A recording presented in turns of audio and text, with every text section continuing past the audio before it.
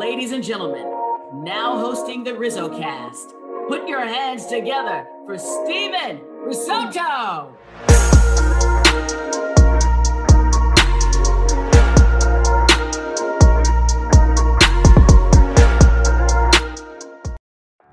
What is going on, everybody, and welcome.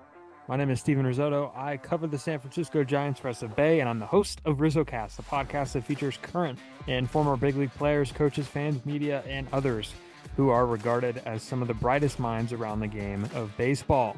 Today's guest is Johnny Doskow, a play-by-play broadcaster for the Oakland Athletics, who previously spent more than 30 years as an announcer at the minor league level, most notably the Sacramento Rivercats. This was Johnny's first year in the big leagues with the A's, and his journey to the big leagues is one of the best of all time, and we discuss all of it, from making adjustments to calling MiLB games, working with Dallas Braden, calling a perfect game, the vibes around the minor leagues, his broadcasting style, some Drew Robinson stuff in there as well, and also maybe if Sacramento could be an expansion team one day. Also, on this episode, we are joined by Brennan. He joins the show once again to help with co-hosting duties. You may know him from our episode together with WBC announcer Tyler Mon. Brennan, if you know him well, you know that he's certainly on his way to becoming a big league announcer himself. So thanks to Brennan for helping out. This is episode number 160. 160. Let's get started. All right, and we are back with Johnny Doskow, and he is nice enough to take some time. And we are also joined by our friend. He's been on here to co-host before, Bay Area Brennan. Let's introduce him. Bay Area Brennan, what's going on? How you doing? Doing great, man. Glad to be here again. Absolutely. And Johnny, happy holidays. We're recording this right before Christmas. You've been very awesome with your flexibility, and thanks for joining the show. Well, happy holidays to you guys, and thank you for your patience, and had that little thing in the chest for a while, so it's nice to actually be a little healthier now. So yeah, that was a little bit of a grind. So thanks for your patience. We are very glad that you are fully recovered from that. And while that was going on, there's been some big news in baseball. Of course, free agency is happening, and the big domino to fall. Just to get started real quick, Shohei Ohtani. $700 million deal with the Los Angeles Dodgers. He's out of the American League West, Johnny. I think that's a hooray for a lot of people, not just in Oakland fans, everybody in that division. But what was kind of your instant reaction to a deal of that capacity? One of the biggest in baseball history and American sports history. Yeah, I don't know if you see that and you don't, like, your jaw doesn't hit the floor. I mean, even that number, even though we kind of knew, I thought it was going to be, when I was talking to people about it a year ago, we all figured it was going to be the Dodgers, but I thought it'd be 10 years, somewhere around 500 or 550, but 10 years at 700 million. And look, with what he brings and all the marketing he brings and everything that goes along with Shohei, of course, 700 million is a lot of money, but it actually makes sense. As much as $700 million can make sense over 10 years for some people to even grasp that number. But for what he brings to the table, not just with all this stuff he does baseball wise, but everything else he brings with that, I think it's going to end up being pretty good value. I really do. I mean, and he's pretty special. I mean, no one has ever done what he's doing, and I don't think anyone ever will do what he has done and will do just in the future. He's just amazing. Just with offensively, when he brings 2025 and on, pitching wise, how he recovers from the second Tommy John, then whatever he says is the surgery was. But yeah, we'll see. I think it's the Dodgers. I mean, what do you do now? When you're facing the Dodgers, because you got Mookie, Freddie, and Shohei right there at the top. It's going to be pretty tough to deal with as pitching staff, I think. Yeah, it's going to be an insane roster, and they're going to continue to be one of the best teams in the game. And like you mentioned, very marketable player that is going to LA. And speaking of some transactions in the big leagues, around this time last year, you kind of got the call up. You got a job with the Oakland Athletics, and getting a chance to kind of get your feet wet in the big leagues. How did your first season in Oakland go? Tell us a little bit about it, and how is that like being a big league announcer? Yeah, thanks, man. It was great. Everything that and I had a chance to call 34 games back in 2012. So I got a little taste of it then. And then I got a couple games with the Giants in 2022. But to get a full-time job and be a part of it and go to all those ballparks and charter flights and everything that goes along with being in the big leagues was pretty cool. It was pretty cool. I enjoyed every aspect of it. Just going to those big league stadiums, being around kind of the fraternity of major league broadcasters, and I was kind of soaking it all in. So it was awesome, man. It was better than I even thought it was going to be, and I had high expectations for how I thought it was going to be. So something I'll never forget that first year, and I'm excited for my second year. Looking forward to being even more comfortable this year, and yeah, I'm ready to rock and roll for 2024. Yeah, and on the field, not a lot went right for the A's in 2023. 100 loss season and low attendance. So in seasons like those, how do you still find joy in broadcasting for a team that it's not going the best on the field?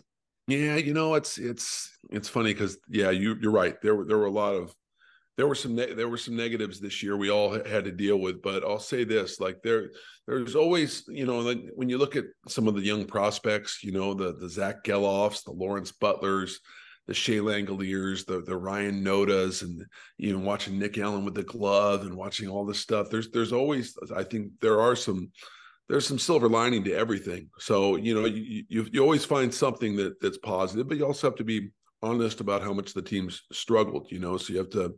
With credibility of the audience, you have to say, you have to tell it like it is too. So, I think, there haven't been too many seasons in the past where I've called teams that have struggled as mightily as the A's did on the field last year comparative to the other teams. But you find a way, right? You find a way to keep it positive, and you find a way to be honest about it, and you just it kind of goes from there. But yeah, there were some, even despite winning 50 games, there were some really interesting storylines last year for the A's, and I think it'll be better this year with some of these guys getting their second year in the big leagues. So there'll be some good things to talk about this year for sure.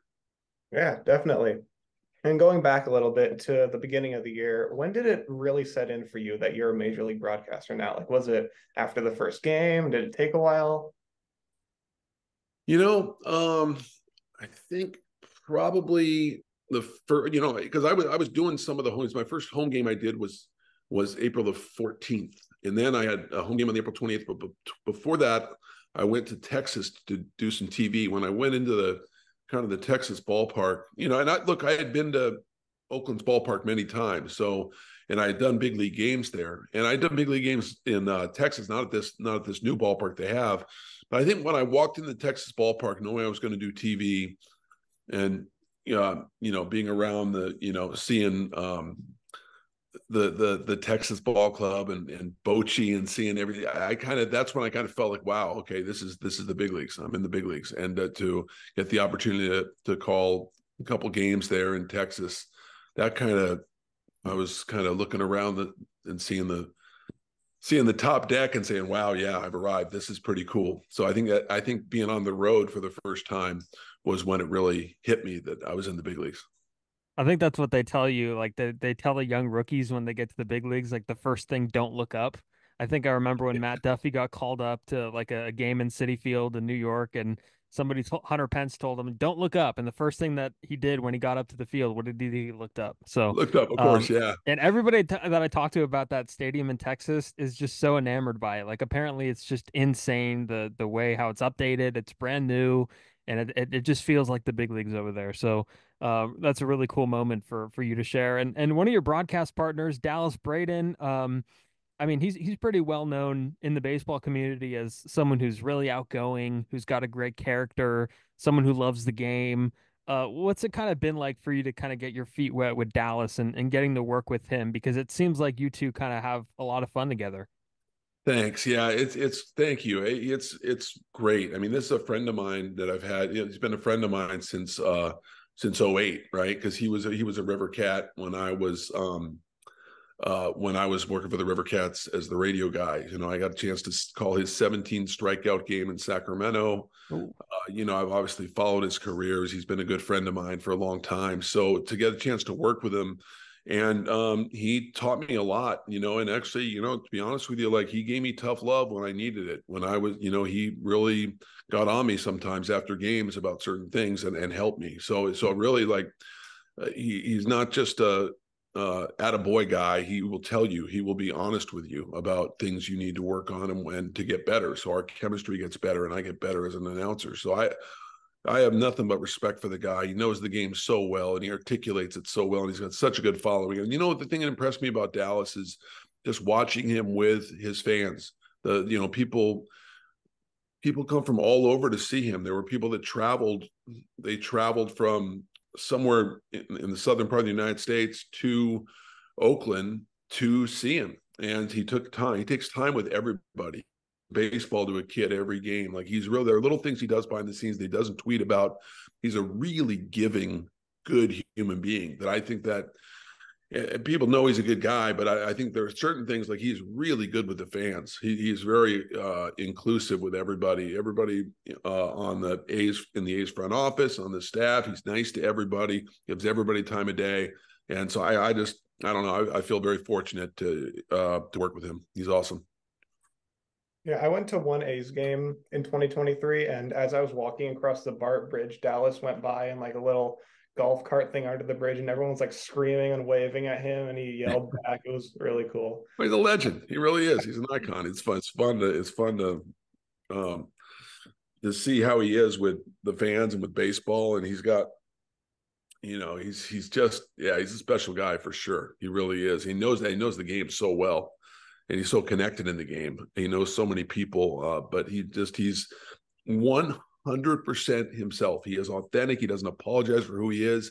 There's no one like him. He's 100% original guy. And that's what I love about him. I respect him immensely, the way he is. Yeah, the biggest moment of his career, threw a perfect game in 2010. And then you got to call a perfect game June 28th, 2023. Unfortunately, it was against the A's, but just what was it like to witness that? And like in moments like that, when big things happen against the team you're calling for, how do you strike the balance between not seeming too excited for the other team and like we're witnessing history here? That's a really good question. I think you have to be excited for the other team in that situation because it's history, right? I mean, it's been done 23 other times in the history of baseball, right? And so, and to be able to call a perfect game with a guy that threw a perfect game was really, really cool.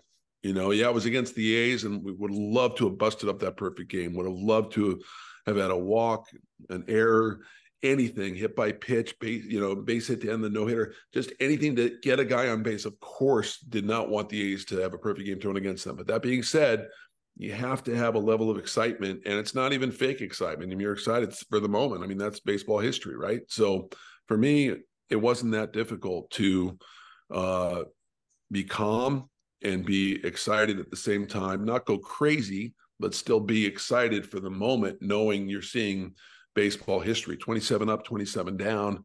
It's the rarest thing in baseball, pretty much. So it was pretty cool to share that and to be able to listen to Dallas articulate about it was really, really a cool experience for me.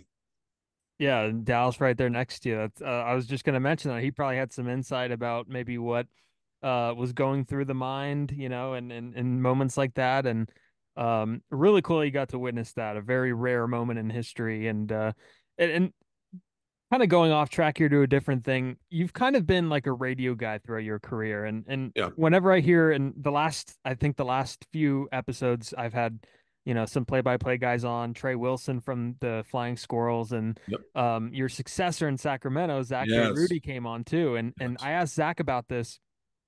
Somebody coming, from radio and having that radio background and then getting called up and doing a lot more TV. And I know that there's some local TV, you guys get some games in Sacramento, local TV wise, but doing it regularly in the big leagues, is that different to adapt to doing TV, than radio, I guess? And how has that transition been?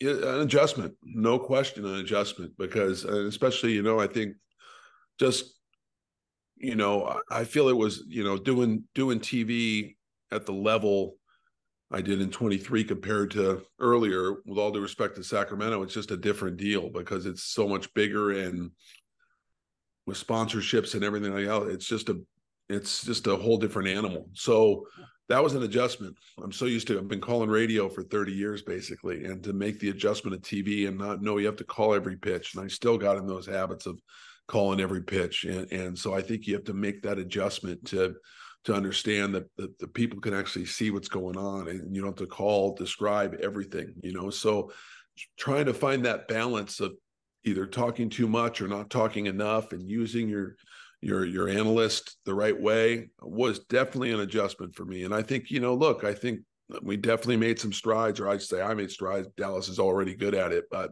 I think the first month was not fantastic for me. And then I slowly but surely started to improve on doing it. It just takes time and reps. And I got a chance to get some reps last year. So, you just got to keep trying to get better at it, but it's definitely a different animal than radio. And even radio, just working with somebody, I had 30 years, I pretty much did by myself for 30 years. So to share the booth with Ken and Alex Jensen and Vince, in the radio wise and TV with Dallas, it's an adjustment too. So just you keep just trying to improve and trying to learn and get better and give the audience entertaining and informative broadcast.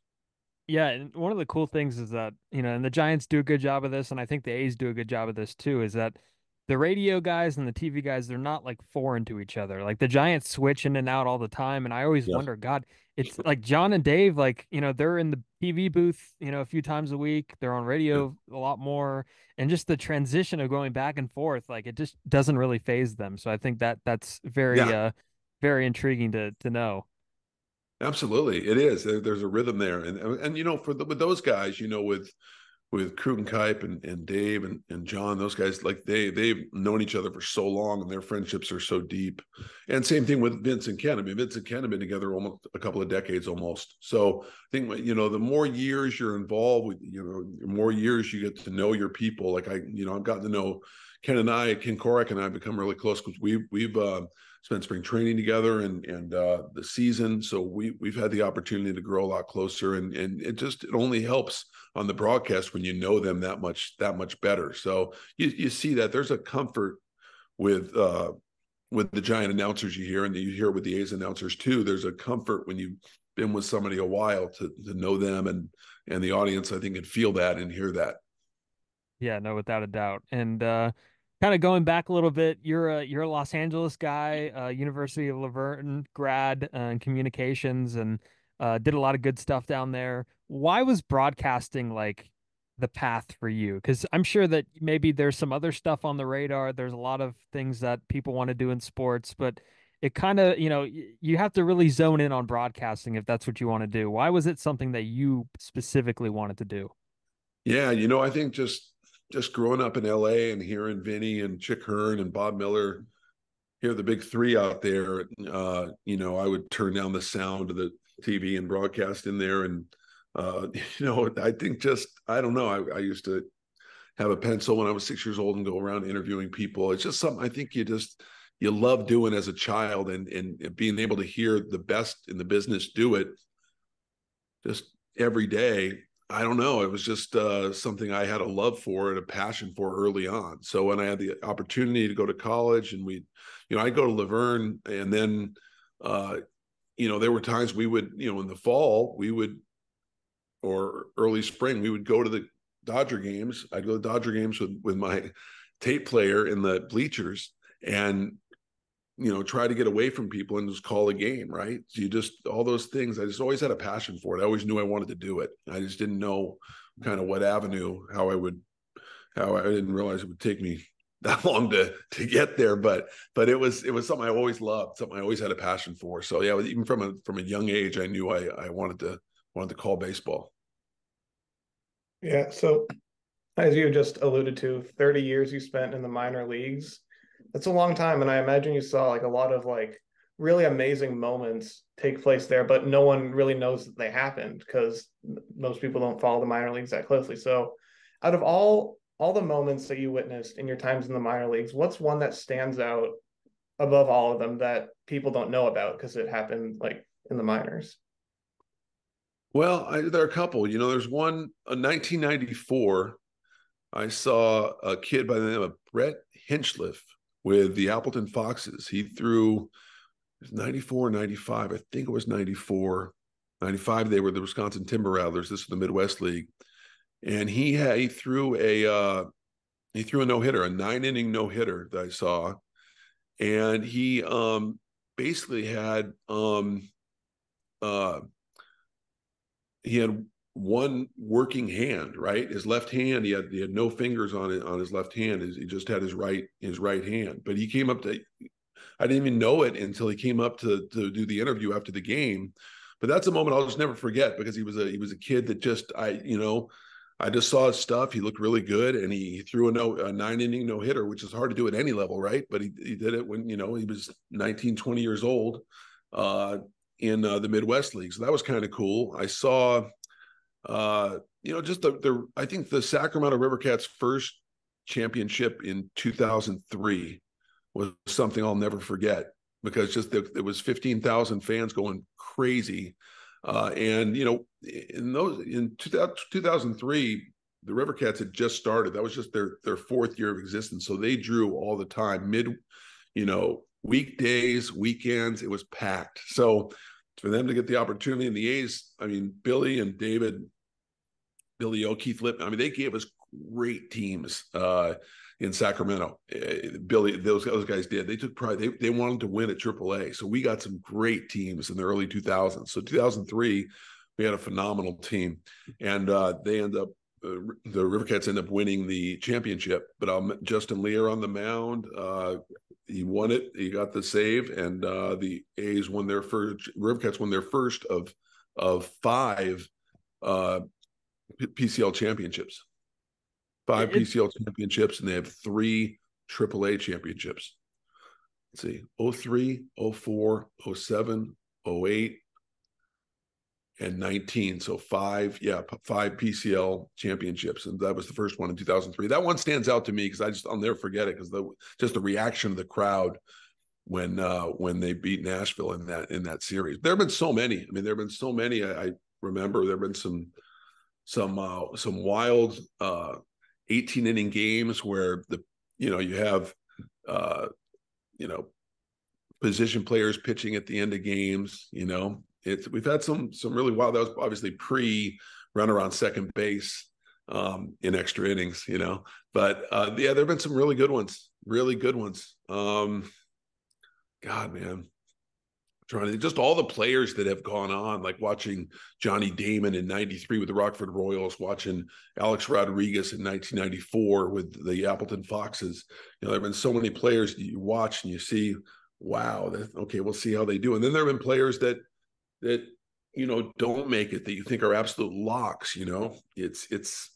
It's really a crapshoot. When you get to A ball, it's, I think, 5% of those guys are going to ever put on a big league uniform, in Class A ball. So, yeah, there've been a lot of great moments. I've had the opportunity, being in Cedar Rapids for 3, and High Desert for 2, and Fresno for 3, and Sacramento for 22. I've seen a lot of minor league players come and go, and there's some that surprise you and make it, and others surprise you and they don't make it, even first round picks. It's not a lock, even if you get drafted high, that you're going to make the big leagues. Just not.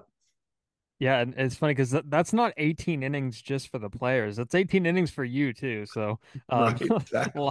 By yourself, exactly. By yourself, exactly. But it's good to hear about like some of those team moments in the minor leagues. And I think championships bring teams together no matter what level they're at. But I think we've kind of like heard about the fend for yourself attitude for players in the minor leagues. Because there's always the intent to get to the big leagues, and it's very individualized. And when you're in high school, you're trying to get a college scholarship. When you're in college, you're trying to get drafted. Single A, you're trying to get to Double A, and so on and so forth. Right. And Triple A is kind of the place where, I don't know this for sure because I'm not in that area every day, but like you would think there might be some bitterness around there quite a bit. Is there any camaraderie at the AAA level between teams, or is it always kind of like, this guy's there to get to the big leagues, and the other players on the team, they're just kind of there to witness it or whatever? Is there any camaraderie at that level, or do we just not see it? Absolutely, Stephen. There is a ton of camaraderie at the AAA level, and I think there has to be because guys, it's tough. It's a tough level. It's a tough level to manage. It's a tough level to be a coach. It's a tough level to play because you're right there. You're so close. And there are times where you feel it's unfair. And sometimes the guy gets called up where you're like, I'm hitting 320. What is going on here? Why am I not getting a look? And it comes out to the need of the ball club and the timing of everything, right? So, yeah, I mean, I've seen AAA clubs that are thick as thieves, so close. And I've seen the 2019 team that we hadn't seen in Sacramento was very, very close and not clicky. And you're going to have times in the minor leagues with teams, and probably in the big leagues too. I'm sure some teams, but there are some time in the minor leagues where you'll have clicky teams. Guys are separated 3 or 4 at a time, but that was not the case in 2019. I've seen a lot of teams with incredible chemistry at the AAA level. And, so because they're all working together, I mean, they're competing a lot of times with each other, but they're also rooting for each other as well. So, look, I was surprised getting into the minor leagues how much camaraderie there is. I think at A-ball too, the A-ball level, there's a lot of camaraderie because guys were the best of the best of the best of the best to get there. And now they see people that are better than them for the first time. So that's a big test for a lot of guys, man, that get in the minor leagues. They're surprised. They're like, wow, man, everybody's good here. This is crazy. And look, it's a crapshoot. Well, I mean, if you get to the minor leagues, you're a really phenomenal baseball player. People don't realize that. You get to A-ball, you're the best of your region. You're like a legend. But there are a lot of legends that get there, and then all of a sudden you got to separate, and then A-ball to AA is such a tough jump. You get to AA, then you really have a shot. But you see a lot of chemistry, a lot of camaraderie at the minor league with the minor league teams because they're all battling for the same thing, and they know they're battling for that dream, and they're battling against each other, but they're also rooting for each other as well. Example of that is this: whenever a player got called up in AAA, and he was playing. And we had the game on in the clubhouse in whether it's Salt Lake City or Albuquerque or Tacoma.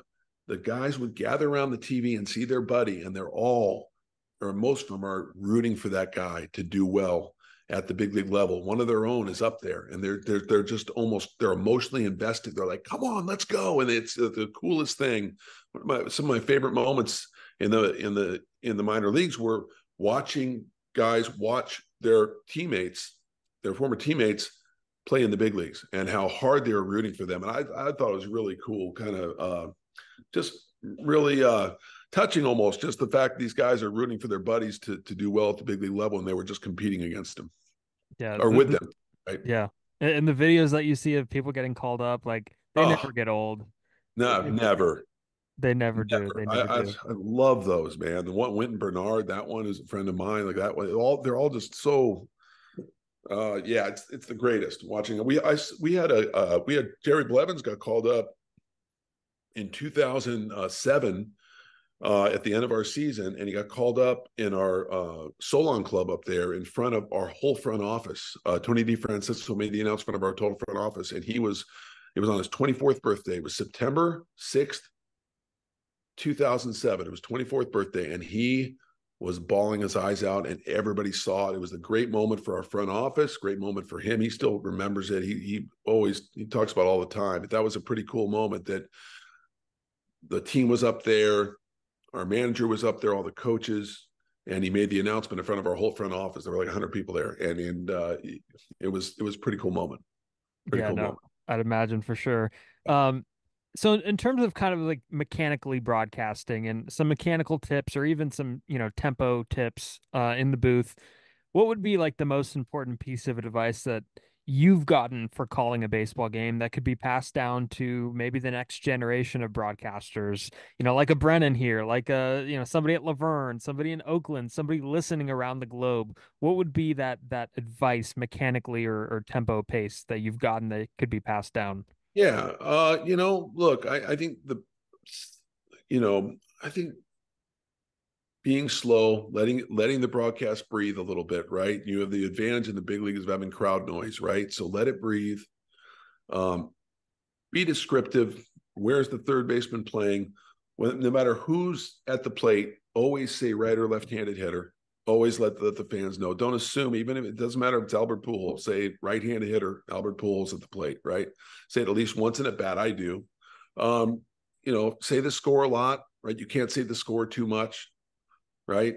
But let it breathe. I think my first year in 93 in Cedar Rapids, I think I was mile a minute. I don't think I really let it breathe as much as you should, because you got to understand baseball's a different pace than basketball and baseball. The real good announcers use that silence the right way, right? Korak and John Miller and the great ones, they just let silence, they let silence work for them, right? So don't think you have to be mile a minute. So that's part of, I think, the rhythm of play-by-play in baseball. It's not overwhelming people with information. It's follow the ball, be descriptive, but use silence, make silence your friend, right? You don't have to talk a mile a minute. I think that's one thing I've learned through the years. But it is harder in the minor leagues because you're dealing with not much crowd noise. So it can sound like with no crowd noise, it can sound kind of dead when you're letting it breathe a little bit. So I think it's harder in the minor leagues to do that especially in A-ball, when you don't have a lot of crowds. You get to AAA, the crowds are a little bigger, and you can let it breathe. But I think, those are kind of the basics for me. Is where are they positioned? Kind of describe what's going on around the ballpark, not just the game itself, but everything around, and just be their eyes and ears. Be entertaining, but be informative. Don't take yourself too seriously. If you make a mistake, own it, man. Own it. Everybody makes mistakes. The crowd likes, I got to a point in Sacramento, I feel like, where I was there for so long, if I made a mistake, I just make fun of myself. People knew, right? And that's the key. You got to understand, you're going to make mistakes. I butchered a call July 20th this year. I butchered a call in the big leagues. There was a call that was a fly ball to right center, and I lost it in the sun. And Jake Myers went up for it, but I watched the hitter instead of the ball. So I watched Jordan Diaz like jogging around first base, jogging around second. I called it a home run. It was a great catch. In the big leagues, and there was articles written about it, right? So it's like, you have to understand, like, you're gonna make mistakes. It's going to happen, and you just have to own it and wear it, and it's just part of the deal. So yeah, that was no picnic when I made that mistake, but it's just part of it. It just is. You're going to make some mistakes. Understand you're not perfect, right? Yeah, definitely. And sort of on the other end of that, very general, what is your favorite call of all time? Favorite call that I made? Doesn't have to be by you, just by anyone. Oh, about anyone? Gosh, man. Oh man, favorite call of all time. That is kind of threw me a little. What is it, like 170 years of baseball history that you got to choose from? Yeah, there are a lot of great calls, let's see. I would say I look, it's tough because I know this goes some of the Jack Buck calls. I used to love the Jack Buck calls that he had, let's see. Go crazy, folks. Go crazy. Yeah, that was go crazy, folks. Go crazy. That was a great one. The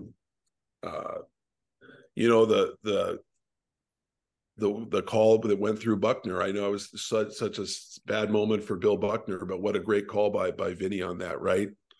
It gets you can hear the surprise in his voice. Yeah. Just I love, as much as I know that pains Boston fans and all that, but man, yeah, there've been a lot of great calls, man. I grew up listening to Vinny, so Vin Scully had some incredible calls. All the Fernando calls when I was like 15 years old and hearing about Fernando. If you have a sombrero, throw it up in the air. All the calls he made about Fernando and all the stuff he said about Kershaw. Vinny is obviously one of the best to ever do it. I grew up listening to him, so a lot of his calls I really I loved. So yeah, there's so many great ones, man. I don't know if I could narrow it down, but I just love hearing great calls. Even hearing Ken Korak do calls now, like hearing Ken Korak last year. I just enjoyed listening to him call a Seth Brown homer or call all the walk-offs he called. I enjoy listening to him as well. So even getting to hear Ken and Vince and all these guys, like it's awesome for me to just get the experience of listening to these guys and just capturing the moment with the A's fans. And I was really happy that Ken got nominated for Fort C. Frick. He was a nominee. Korak was. So I'm really, really grateful. I mean, just to get the opportunity to have a relationship with him. He's phenomenal at what he does. So to get to hear on a daily basis is pretty cool. Yeah, and to narrow it down a little bit, in the article that Daniel Brown wrote about you for The Athletic a few months ago, I just reread it, and you said that your favorite call was the Drew Robinson home run. That was my favorite call that I had. Yeah, yeah, for sure. That you made. Absolutely. So what was that like to witness his return to professional baseball? baseball? My gosh, you think about how hard it is to hit a baseball, right? These guys, how good these guys are to hit a baseball at 95, in the high 90s, try to hit a baseball. It's moving, to try to adjust to a changeup. And imagine hitting a ball when you don't have a right eye. You imagine looking there and being a left-hand hitter and not having your right eye to hit and to hit a home run, and everything he's been through, from the suicide attempt to everything he's been through in his life. For him to hit a home run, it was very emotional, because I know, just knowing his story, what he went through, and that moment was the best moment of my baseball life. It really was, just to see him do that and see him point to his family and everything he's been through. It was really something I'll never forget. I think about it all the time. I think even this offseason, I thought about that moment all the time. So yeah, as far as my favorite moment to call, not even close. That was my favorite moment by far. Yeah. Yeah, it's just, I think about it all the time too. It's just improbable that everything that led to that moment that allowed it to happen. And switching gears a little bit, another pretty broad question, but you have seen more minor league ballparks than most. Like all the time you spent in the minor leagues. Do you have a favorite minor league ballpark that you've been in? You know what? I loved the El Paso ballpark. I was saying Sacramento was home for so long, so I don't think I can count that. But El Paso is like a mini big league ballpark. It is the nooks and crannies of that ballpark. It is just phenomenal. Those fans are off the charts. They always have big crowds. They're into every pitch. I really enjoy El Paso. Memphis, great ballpark. Round Rock, seen some good ones. There's no question. But I think El Paso could be one of the best, just for the way they built it. It's just very unique, and it's just a fun place to call a game. You're pretty high up, but it's for minor leagues, I think that's the cream of the crop right there. That's a good answer right there. I always see I had on Victor Rojas, who used to call play-by-play for the Angels, and then he had a brief stint as the the president of the Frisco Rough Riders. And Yeah. I looked at that ballpark, and it's got a lazy river in left field going down the side of the left field wall. That looks nice. I It know. does I've look never nice. been there, so I can't attest to it, but it looks like a nice ballpark for sure. Yeah. Yeah, It imagine really does. calling a game going through the lazy river down there. Yeah, pretty cool. I'm really intrigued to know about the switch that happened in 2015 with the River Cats becoming an affiliation with the Giants organization. And it seemed like, all those years with the A's, you kind of you knew the organization, and now you got to kind of learn another organization. Granted, maybe it's good that they were local, so you probably knew a little. But what was that switch like, kind of getting adjusted to just a new crop of personnel, a new crop of players, learning a new system? How was that with It was tough at first. Mhm. I'll be honest, Stephen. It was tough at first. And who helped a lot was Doug Greenwald, because Dougie was going through it just like I was. He was making the switch too. His family is the Giants, right? Like he's a Giants guy. And so, it was really tough. I think probably tougher on Dougie than it was on me. And so, but we were able to, confide in each other. We were able to talk about it all the time. We talked about once a week about this thing and how we're going to handle it and all that. And I said, look, man, you're still a Giant, I'm not, just because I'm the AAA guy of the Giants, you're still your Giants family. I'm not. So just understand that, Doug, and so it was difficult. I got to be honest. It was difficult at first. I was not pumped with it, to be honest with you. At first, I was not overly pleased, just because it was the A's was what I knew. We were the A's since '01, and I a relationship with a lot of the front office and the personnel and the players, everything. So it was tough. It was really tough. And then, after a while you got to hang. It's baseball, right? No one's going to feel sorry for you. So you got to call ball. So you just learn the Giant system a little bit, and in time it's fine. But at first I was ticked. I'll be honest. At first I really was. I was like, why are we doing this? So but it's part of it, man, and it's not, no one's going to feel sorry for you. You still got to call ball. And it was harder on Doug than me for sure. But you get through it. And a few more here before we wrap. Other teams are like this, but like I always enjoy seeing like when there's an injured player that comes back and makes a rehab assignment, the River Cats like would always promote the hell out of it. Like they would have like the calendar, right? And it would be like, okay, this is Hunter Pence Day, right? Matt Cain's, coming back, he's making a rehab start. This is Matt Cain Day. And they really pumped it up to like the locals down there to come out and watch these guys on the rehab assignment. I don't know how other teams do it. They might be the same, but how do you prepare for a rehab assignment? Because I've kind of like I've always wondered, like, do you prepare differently? Do you know, okay, I know who my interview is going to be today. I know who I'm going to talk to today. But what is it different for you covering a rehab assignment? The one thing I stay consistent with is that I would never really talk to the guy on rehab because honestly, the guy that's rehabbing, unless it's a long rehab, I mean, if it's 3 weeks, if it's a 2-week rehab, then I'll talk to the guy, but you prep by kind of talking to people that know the guy. You talk to you kind of research who he is and his numbers and all that, because you do want it draws some interest, and a lot of times you'd be surprised it doesn't move the needle. I was surprised on the number of players that rehab that didn't move the needle, didn't have more people come in. It was shocking to me on some of the names that came in. I'm like, why aren't people coming in for this? I mean, there were times where it did. Like, I mean, the Madison Bumgarner on June 30th. What was it? June 30th, 2017, when Mad Bum came and people went crazy. I mean, talking moving the needle, it was packed. I mean, you couldn't, but we never got a Buster Posey rehab. If we had Buster, would have done the same thing.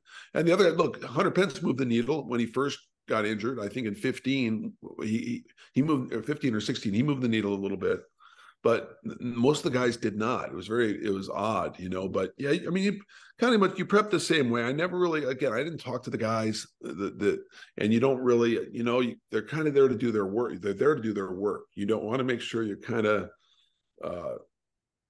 get them in, get them out, right? I mean, they're just there to get their work in and get out. And with the media, they'll set up with the media with 6 or 7 people before the game where you get a certain amount of time, and then you can ask questions if you want at that time. But I really didn't do many one-on-one interviews with guys that rehab, because it's just kind of not, I don't know. I think they want to get their work in, get out, and stuff like that. So I don't know how much, I mean, you prep a lot for those guys when they come in, but it's, I don't know. It just, it didn't really, I try to stay away from those guys as much as possible when they rehab, to be honest with you. I always thought it was kind of funny. Like, imagine being this 20-year-old just called up from AA trying to make it, and you have to face Jacob deGrom. I know. Or something like that. Well, yeah. Back to Sacramento. You've obviously spent a lot of time there. I imagine you know the city very well. Yeah. And hypothetically, how would you feel about Sacramento getting an MLB expansion team several years down the line? It'd be fantastic. It'd be great. I don't, people always wonder, does it have the corporate backing to do it? Because I think you could sell the tickets for it. The question is, would you have the corporate backing to do it? And look, Sacramento's obviously a fantastic NBA town, and I could see it working at the big league level at some point. So yeah, I think it would be great. I mean, they're big baseball fans here, as you know, and so I think Sacramento could do pretty well with an expansion franchise. I mean, I think it's in the conversation when Nashville, of course, is in the conversation, and there are some other cities, but I'm sure Sacramento at some point will be in the conversation as far as an expansion team, because I think it could do it. I don't think there's any question. Yeah, no doubt. Charlotte, Montreal, it'd Yeah, be nice to have a right, team there. right. Yep. Yeah, Salt Lake City. You've seen Salt Lake City a little bit. I mean, do you have a gauge on maybe how that would work as an expansion? Salt Lake City, that might work as an expansion team too. It's a really good NBA city, and of course, look, I know they're going to have a new ballpark here at some point, but I know that that view in Salt Lake City with the Wasatch Mountains, there's nothing like that view. It's the best view in minor league baseball as far as just it's beautiful, just gorgeous. Especially like in April, you still see the snow. You can see the snow and the sun shining off the snow of the Wasatch Mountains. It's gorgeous. So yeah, I think in Salt Lake's a great city. It'd be good to see them get an expansion team as well. So there are some cities on the horizon that could be expansion cities in baseball, no question. Yeah, no doubt. And I saw one and it was like Mexico City, and I was like, did we not just see the high scoring games that happened Right. between the Giants and the Padres down there? Like that's like two course field altitude wise, like stacked on top of each other. I get it's the biggest city in like what like the continent or whatever, but that would be insane to have Mexico City with Yeah, 15, fall. 14 after 5. Yeah, exactly. Yep. Yeah. Imagine trying to get a pitcher to sign there. No Just doubt. yeah. No doubt. It'd be tough. That would be insane. All right. Last thing before we head out. With every team that has a tough time, you mentioned the positive outlook for the A's. Who should we keep an eye on in terms of next season, in terms of productivity? You mentioned some of the young guys. Who are some of those guys that we should keep on our radar for 2024 and beyond?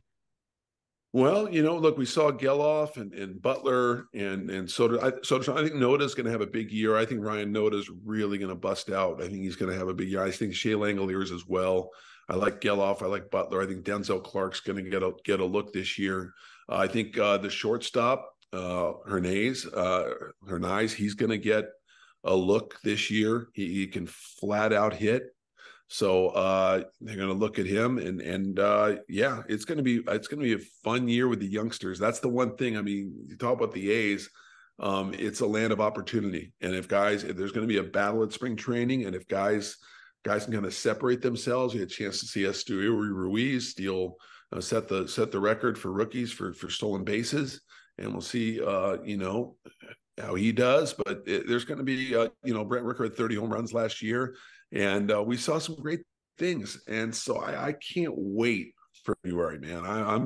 Once you kind of get to October and you decompress, you get to November, Thanksgiving, and then Christmas. Then you're ready to roll and you're ready to watch some baseball. So I can't wait. It can't come soon enough now. I'm ready to get out there and see some spring training baseball here in kind of February 24th is the first game. So I'm looking forward to that very much.